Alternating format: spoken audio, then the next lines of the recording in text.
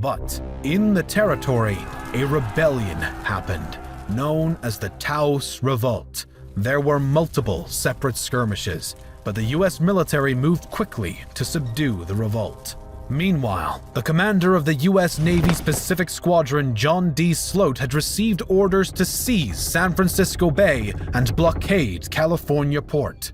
Captain John C. Fremont, leading a US topographical expedition to survey the Great Basin, entered the Sacramento Valley in December 1845. Fremont's party was at Upper Klamath Lake, Oregon Territory when it received words that war between Mexico and the US was imminent. The party then returned to California. On Sloat's orders, Fremont brought 160 volunteers to Monterey, in addition to the California Battalion.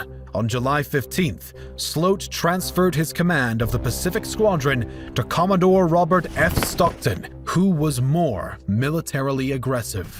General Castro and Governor Pio Pico wrote farewells and fled separately to the Mexican state of Sonora. Stockton's army entered Los Angeles unopposed on August 13th. At that point, he sent a report to the Secretary of State that California is entirely free from Mexican dominion.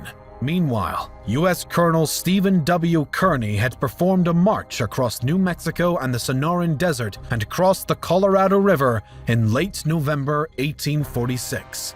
On December 7th, 100 Lancers under General Andres Pico, brother of the governor, fought Kearny's army of about 150 at the Battle of San Pascual. The wounded Kearny pushed on until he had to establish a defensive position on a hill. General Pico kept the hill under siege until a 215-man American relief force arrived. A 600-man American force under Kearny began a 150-mile march to Los Angeles. On January 8, 1846, the Stockton-Kearny army defeated the Mexican force in the 2-hour Battle of Rio San Gabriel. The Treaty of Cahuenga was signed, which marked the end of armed resistance in California. The conflict continued elsewhere. The Mexican army's defeats at Palo Alto and Resaca de la Palma caused even more political turmoil in Mexico. Led by Zachary Taylor, 2,300 U.S. troops crossed the Rio Grande and proceeded south.